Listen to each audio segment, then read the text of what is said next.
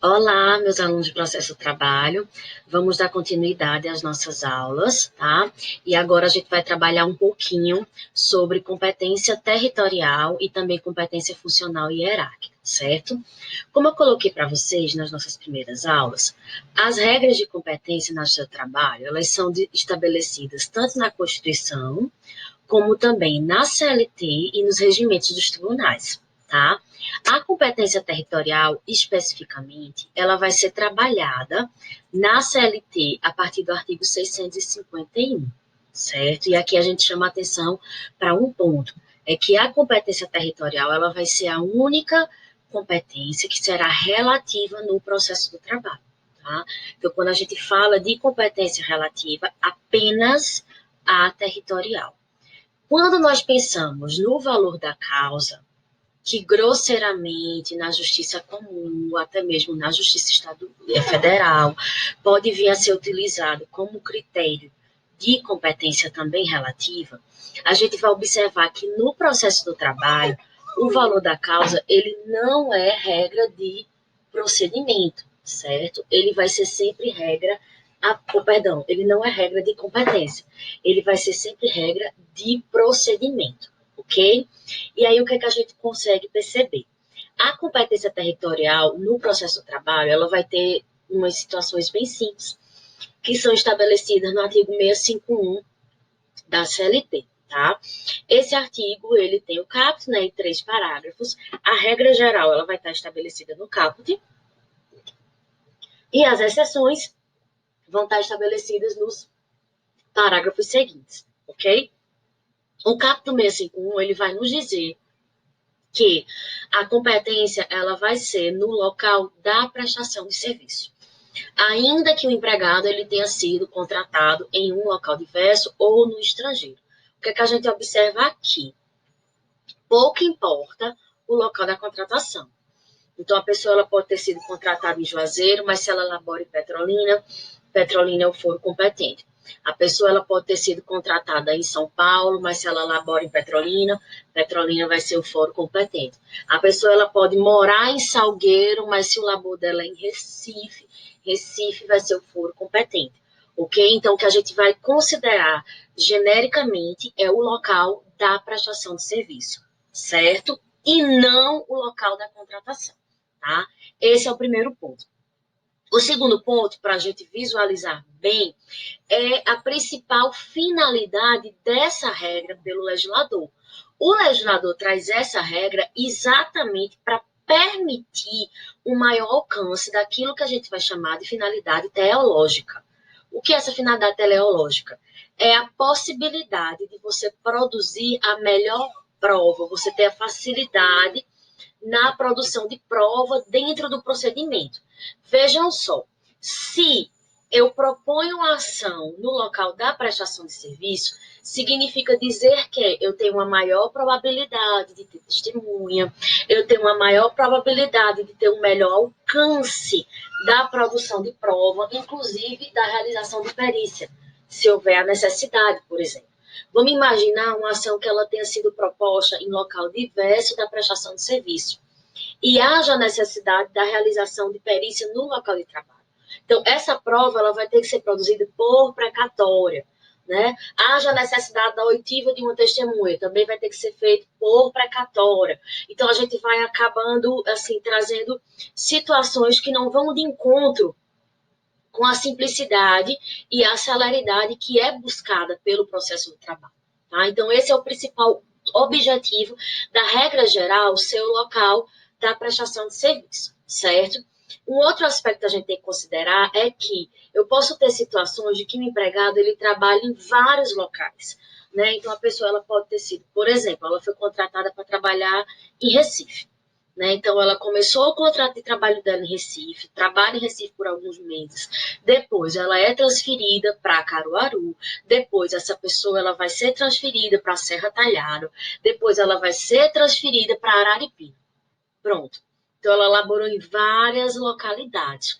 Qual vai ser o foro competente? O foro do último local que essa pessoa prestou serviço, certo?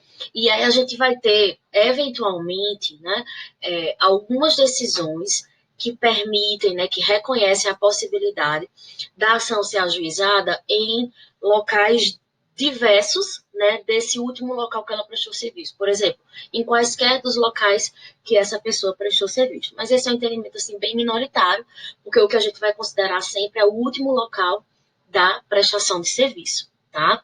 O mesmo dispositivo, como eu coloquei para vocês, vai trazer as exceções, certo? A primeira exceção é aquilo que a gente chama de empresa parada e empregado em movimento. Vejam só, na situação anterior, que eu disse que o trabalhador ele laborou em várias cidades, tá? Eu não tinha um trabalhador que ele, digamos assim, durante todo o contrato de trabalho, ele não ficava num ambiente só, certo? Na verdade, eu tinha um trabalhador que ele laborava de modo fixo em uma localidade, depois ele era transferido para outra localidade e assim sucessivamente. Esse cenário não. Nesse cenário do parágrafo 1º, a gente tem um trabalhador em movimento sempre e uma empresa parada, certo? É o que a gente vai chamar genericamente de agente ou viajante comercial, tá? Então, aqui eu vou ter uma regra que a gente vai chamar de regra principal e uma regra subsidiária, certo? Então, se eu tenho o cenário de uma empresa parada e um empregado em movimento, vamos imaginar um trabalhador que é contratado para exercer as atividades, certo? Em uma determinada empresa e ele exerce uma atividade de modo volante. Ele fica 2 dias em uma cidade, 2 dias em outra, 2 dias em outra. Vamos imaginar assim, um representante comercial, né, que trabalha em várias localidades, né, cumprindo uma determinada rota. Esse trabalhador, ele pode vir a estar ou não subordinado a uma agência ou filial desse empregador. Se ele estiver subordinado a uma agência ou filial desse empregador, a ação ela vai ter que ser ajuizada no local dessa agência ou filial que ele está subordinado, né? Então, vamos imaginar o seguinte, um representante comercial que está subordinado a uma agência do empregador que funciona em Petrolina, porém ele atua em todo o Vale do São Francisco, certo? Então, ele trabalha em várias cidades que compõem o Vale do São Francisco. Então, o foro competente vai ser o foro da cidade de Petrolina, certo? Que é onde ele estava subordinado, ok? Esse é o primeiro cenário. O segundo cenário é quando não tem nenhum tipo de vinculação com alguma agência ou filial. Vamos imaginar um trabalhador que exerce essa mesma atividade, mas ele não está necessariamente subordinado a uma agência ou filial, tá? Em nenhuma cidade. Ele exerce atividade em várias localidades, mas não tem nenhuma subordinação. Então, aqui ele vai poder propor ação ou no seu domicílio, e aí eu vou considerar como domicílio aquele conceito que a gente tem lá do Código Civil, certo? Ou na localidade mais próxima do seu domicílio. Então, aqui eu não vou ter uma regra pontual, tá? Então, pode ser tanto domicílio ou aquela localidade mais próxima do domicílio, ok? Na sequência, a outra situação que a gente vai ter é com relação aos dissídios em agência ou filial estrangeira, tá? E aí aqui a CLT ela vai trazer, certo, regrinhas que seriam regrinhas de competência internacional, certo? Então aqui a gente vai ter, por exemplo, uma situação que um empregado brasileiro, seja ele nato ou naturalizado, que não se estabelece diferença, tá? Ele presta serviço no exterior, porém ele deseja ajuizar a sua ação na Justiça Brasileira, certo? Na Justiça do Trabalho Brasileira. E aqui há, sim, essa possibilidade, desde que entre os países, né, onde esse trabalhador exerceu as suas atividades e o Brasil, não tenha nenhum tipo de convenção internacional, né, que é uma espécie de pacto entre as nações ou entre organismos internacionais e nações, que estabeleça o contrário, tá certo? Então, se eu não tenho nenhuma convenção internacional que determina como é que funciona essa regra de competência, então eu posso ajuizar a ação no Brasil. Aí, nesse caso aqui, o local do ajuizamento vai ser a sede da empresa ou de sua filial no Brasil. tá? Chama a atenção de vocês para isso.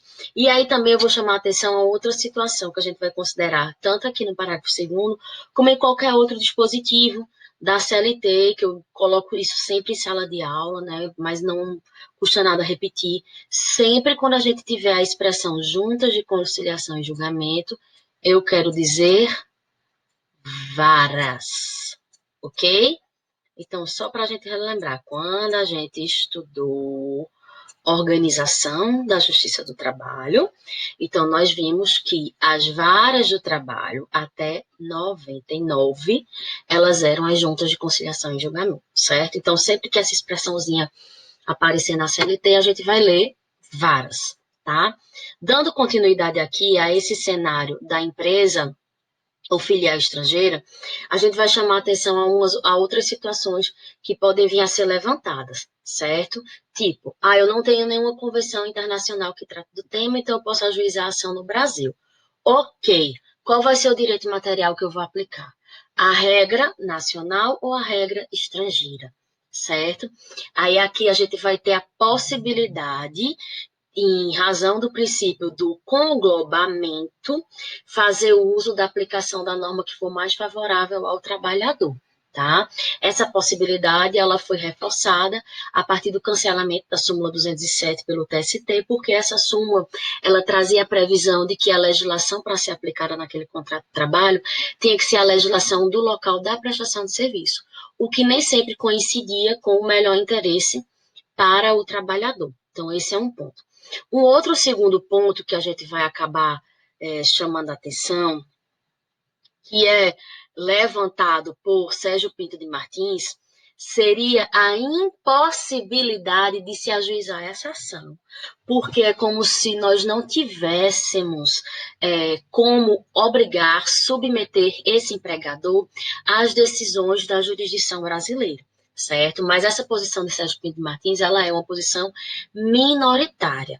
O que o legislador seletista quis chamar a atenção foi a situação do sujeito.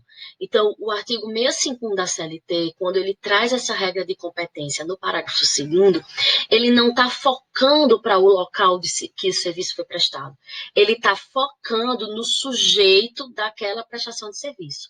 Se o sujeito for brasileiro, nato naturalizado, se a prestação de serviço não está submetida a uma regulamentação por tratado ou convenção internacional, então a gente vai considerar a possibilidade do ajuizamento da ação aqui na nossa jurisdição. E aí, obviamente, você vai utilizar o procedimento do processo comum, inclusive com relação à notificação dessa empresa, certo? Que aí ela vai se dar por carta rogatória, de acordo com o procedimento que está estabelecido no CPC, ok?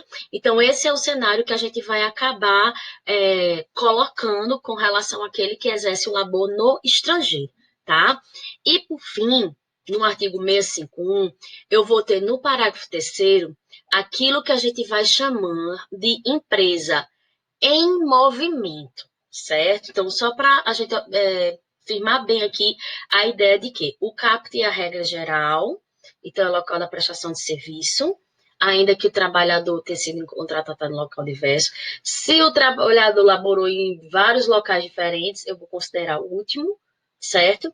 Se o trabalhador ele não tinha nenhuma espécie de vinculação, né, e ele era um trabalhador em movimento, né, e a empresa estava, por exemplo, assim, parada, como é o caso do viajante, do representante comercial, aí, nesse caso, eu vou usar o parágrafo 1º, e eu considero o último local também da prestação de serviço, se ele não estava subordinado a nenhuma sucursal ou filial. Se havia essa subordinação, então, o local dessa sucursal ou filial, tá? Então, a gente vai ter esses dois cenários.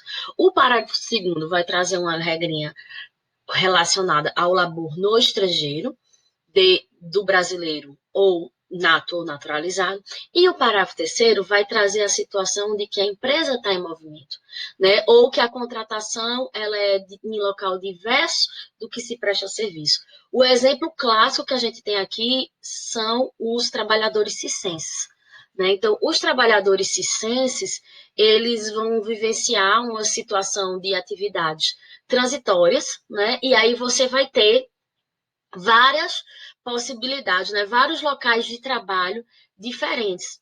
Aí o parágrafo terceiro, ele vai trazer a regra de que esse trabalhador ele vai ter que apresentar a reclamação, né, no foro do último local da prestação de serviço ou no da celebração de contrato, tá? Então, assim, a gente vai ter esse cenário, ok? E aí a gente vai ter também um entendimento, né, que é apresentado na obra de Renato Saraiva, de que há uma possibilidade dessa situação da empresa em movimento, o trabalhador ele propor ação no seu domicílio, certo? Para ter uma maior garantia do acesso à justiça, tá? Então, esses são os pontos que a gente vai trazendo aqui para vocês, tá?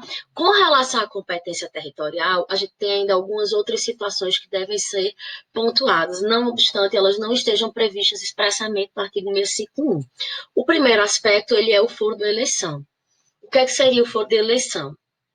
É aquela possibilidade que o CPC nos traz, né, das partes em uma determinada relação jurídica elegerem o local que será o local do foro competente para dirimir eventuais controvérsias, né?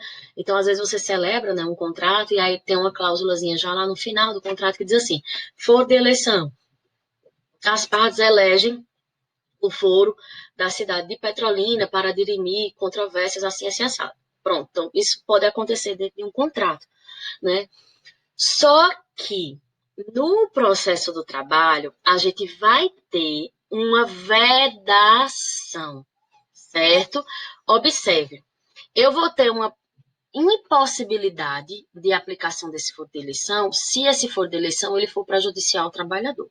Regra geral, eu não admito foro de eleição nas relações, certo? Trabalhistas. Regra geral. A previsão do foro de eleição. Se o foro de eleição for mais favorável para o trabalhador, então a jurisprudência está reconhecendo a possibilidade. Ele não é favorável ao trabalhador, então pode ter uma decretação de nulidade, inclusive de ofício, certo? Desse foro de eleição, tá? E com relação a esse tema, a gente também tem uma tesezinha que é minoritária, tá? Que é levantada por Carlos Henrique Bezerra Leite, que ele sinaliza que a vedação do foro de eleição ela vai estar presente apenas nas relações de emprego. Nas relações de trabalho, lato sensu, diversas da relação de emprego, seria admissível, né, o foro de eleição entre as partes. Tá? Mas é como eu já coloquei para vocês, é um entendimento minoritário, certo? Com relação à competência territorial, a gente vai ter ainda uma outra situação que é bem interessante, que é a competência para a propositura de ação civil pública. Tá? Esse tipo de ação aqui, para a doutrina processualista, ela vai ser chamada como competência territorial funcional. E aí, essa característica de competência territorial funcional, ela vai advir do seu fundamento legal, né? Aliás, do seu fundamento teleológico. Por quê? Porque ela está fundamentada no interesse público, no atendimento do interesse público, e não no interesse das partes. Por isso que a doutrina acaba dizendo que aqui vai ser uma competência absoluta. Então, seria uma regrinha de competência territorial absoluta, certo? Então, eu vou ter a competência para a propositura de ação civil pública como regra absoluta, tá? E aí, como é que o processo do trabalho recebe isso? O processo do trabalho acabou definindo, né, esses critérios dessa competência por meio da OJ número 130 do TST. Então, aqui a gente vai chamar a atenção, certo? Considerando o dano, tá?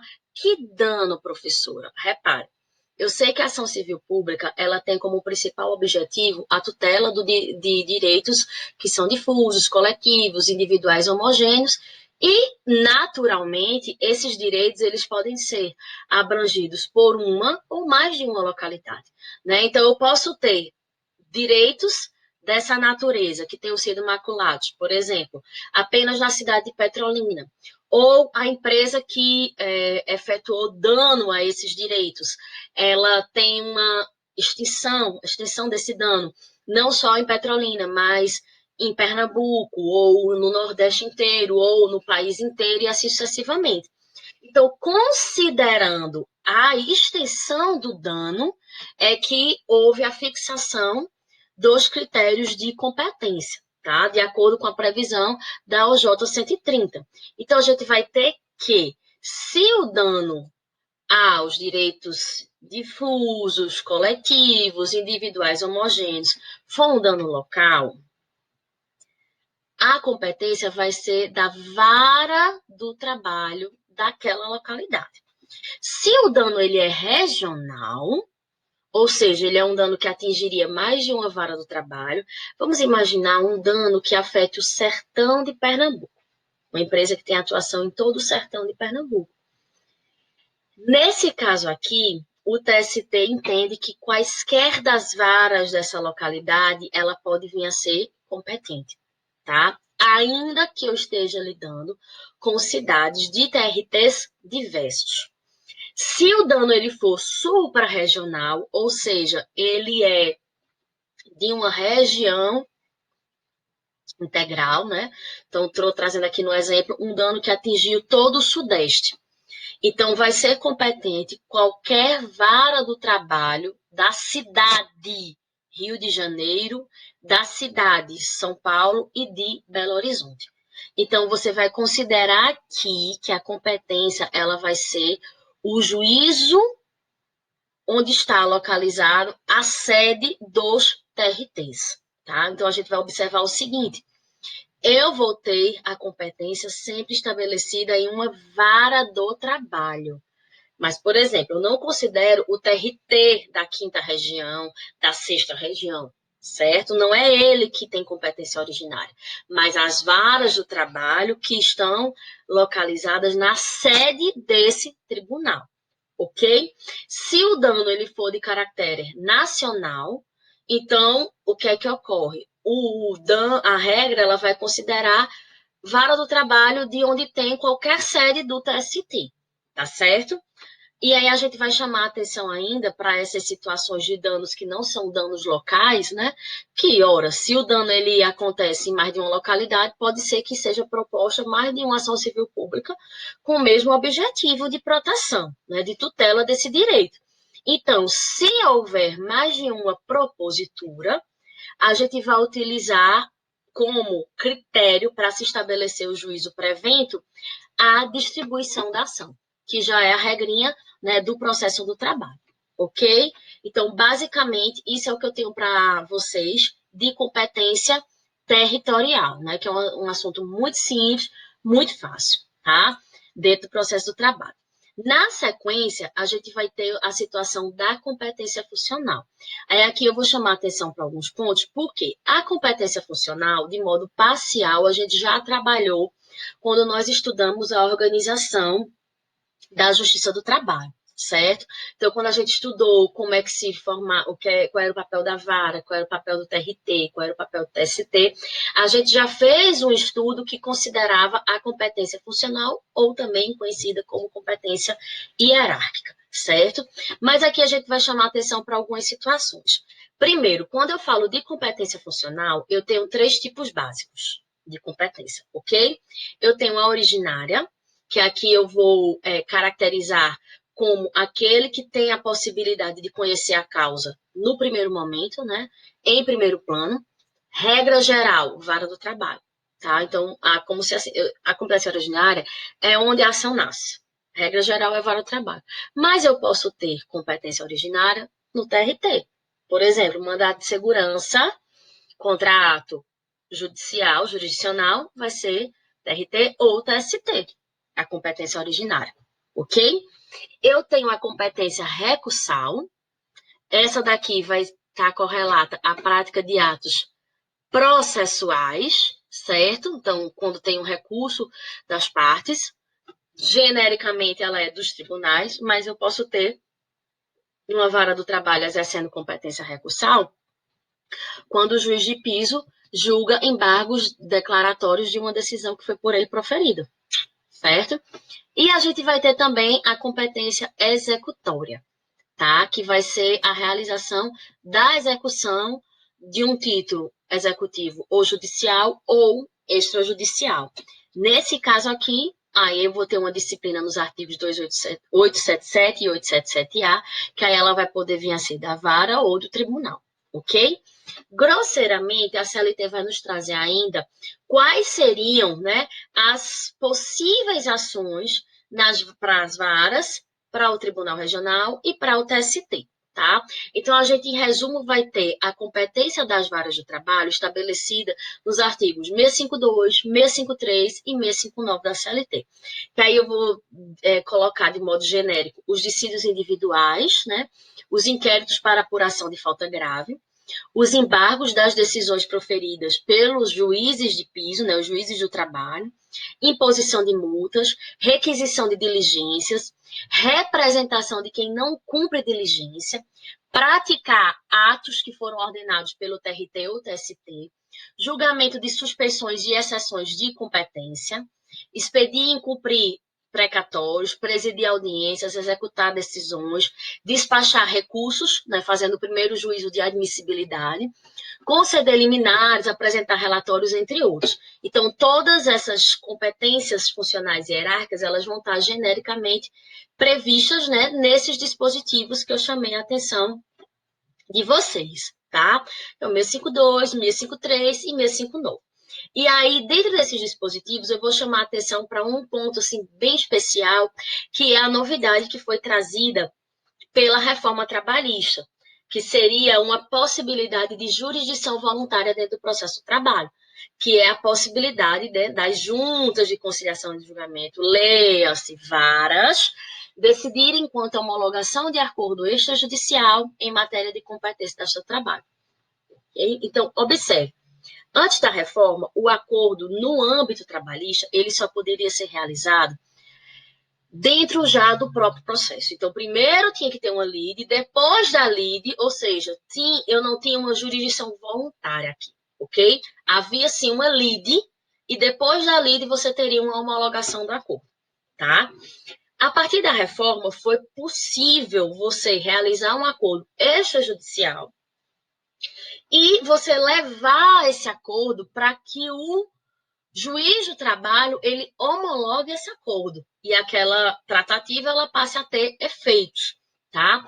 E assim a gente vai ter, obviamente, algumas formalidades que devem ser obedecidas, um pouquinho diferente do que a gente conhece de jurisdição voluntária no processo comum, por exemplo, tá? Então aqui, por exemplo, eu tenho que ter, cada parte ela tem que ter o seu procurador, as partes elas não devem estar assistidas pelo mesmo procurador, né? Então, a petição ela tem que ser assinada por ambos, tá? Você não vai poder ter advogado comum, enfim. E o julgador, naturalmente, ele não é obrigado a homologar, certo? Então, se ele verifica algum tipo de irregularidade, naturalmente, ele não vai fazer essa homologação, tá? Mas é uma novidade, assim, bem interessante, porque nós não tínhamos essa previsão de homologação de acordo extrajudicial de matéria trabalhista, certo? E aí ela vai pertencer à vara do trabalho, tá? Ah, professora, e se o acordo for feito na fase recursal? Ora, não é acordo extrajudicial. Eu já tenho um processo judicial, foi feito um acordo, você vai peticionar naquele processo, então a lide, ela existe, e aí, obviamente, né, o julgador competente, ele vai acabar tratando, certo? Daquela situação, ok? E, por fim, eu vou chamar a atenção para vocês das regrinhas que a gente tem com relação à competência tanto do TRT como do TST, né? Então, quando a gente estudou a organização da Justiça do Trabalho, a gente falou como é que funcionava os tribunais regionais e o que é que eles faziam, né? Do que é que eles tratavam, né? Então, nós vimos que os tribunais regionais, eles vão ter uma competência que é originária em algumas situações e também uma competência de última instância em outras, tá? Eles vão ser divididos em turmas, então eu vou ter um papel para o tribunal pleno e eu tenho um papel para as turmas. Então, genericamente, a gente vai ter que, de competência originária, O TRT ele vai conhecer de dissídios coletivos, revisões de sentenças normativas, mandatos de segurança, se contrato jurisdicional, impugnações, entre outras ações. Em última instância, as multas que são impostas pelas turmas, as rescisórias, conflitos de jurisdição, recurso administrativo e reclamações contra atos administrativos do presidente. Isso aqui é o que é de conhecimento para o pleno. Nas turmas, a gente vai ter o julgamento de recursos ordinários, agravo de petição, de instrumento, imposição de multa, requisição para realização de diligências, representação de quem não cumpre essas diligências que foram requisitadas, fiscalização do cumprimento das decisões, declaração de nulidade de atos, julgamento de suspensão, incompetência, entre outros. Tá? Então, basicamente, as regras de competência dos tribunais, elas vão estar previstas no artigo 678 ao 680, e, como já chamei a atenção para vocês, também nos regimentos internos de cada tribunal, certo? E, por fim, a gente vai ter o TST, cuja competência também já foi estudada quando a gente abordou a organização da Justiça do Trabalho, né? Então, a gente viu que a sua competência originária e recursal está estabelecida também no seu regimento interno, que também nos trouxe quais seriam as competências do pleno, da seção de dissídios coletivos, das sessões de dissídios individuais, tanto a 1 como a 2, e das suas turmas, certo? Então, essa que seria a nossa aula acerca de competência territorial e funcional. Espero que vocês tenham aproveitado, vocês tenham gostado. Qualquer dúvida, eu estou à disposição, tá certo? Um abraço em todos.